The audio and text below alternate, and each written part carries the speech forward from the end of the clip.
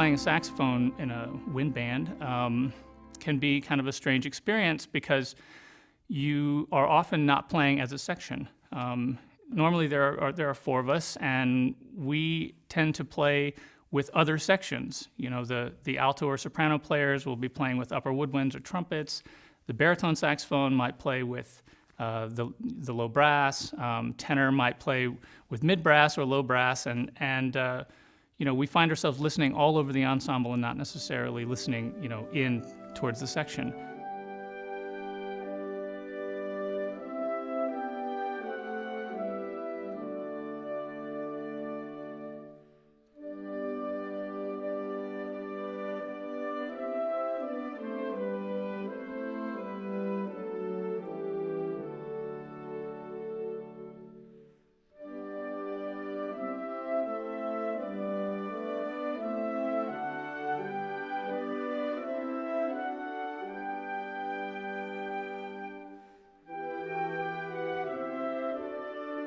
So you're not listening into your section perhaps, but you're having to listen to the flutes, or you're having to listen to the euphoniums, and you're having to adjust very quickly. That requires that you know how to play in tune. So this is what I do to practice playing in tune and to learn how to make those kinds of adjustments in pitch, which I think can be very confusing and difficult for a lot of people, particularly for young players. Basically what I do is I use a tuner, and I have a tuner here. It's an old Korg tuner, but I don't look at the needle. There's a needle on there to tell me whether or not I'm in tune, but when I'm in an ensemble, I can never use my eyes to tell me if I'm in tune. I have to use my ears. So when I practice playing in tune, I always practice with a sound, and I'll show you what that sounds like. What I do is I pick a note on my horn. The lowest note on a saxophone, on an alto saxophone anyways, is a B flat. So I will play a B flat major triad. So that's the first, third, and fifth notes of a major scale, and I'll demonstrate this for you. I play those with the tuner, and I listen, lower the pitch so that it's out of tune, and bring it back into tune, and then raise the pitch so it's sharp and out of tune, and I bring it back, and I try to focus on being in tune. So I'm going to play my middle B flat with this.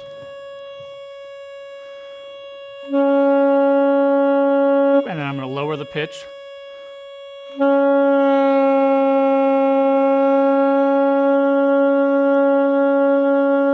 So you hear the waves that happen when it's out of tune.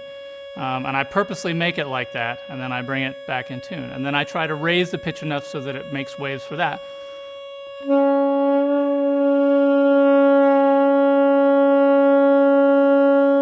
And then I'll move down to an F.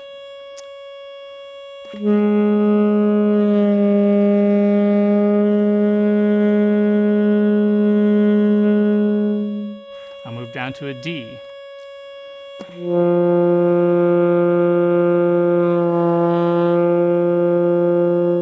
And then I'll move down to the lowest note, the low B flat on the saxophone.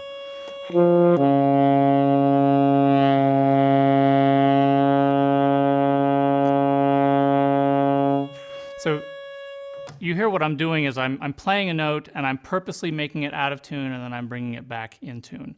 And essentially I do that when I said the B flat, F, D, and then the low B flat. That's the major triad I was talking about, the first, third, and fifth notes of a B flat major scale. One thing that's important for me to note is that this instrument is in the key of E flat.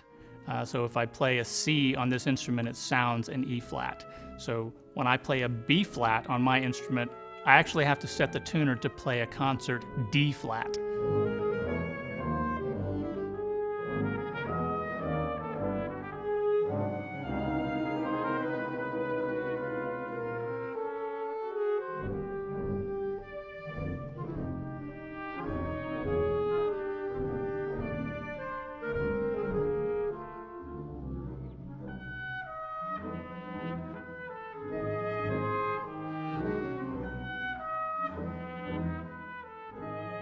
I'm going to demonstrate the exercise that I do all the way up and down the horn, the complete range of the instrument.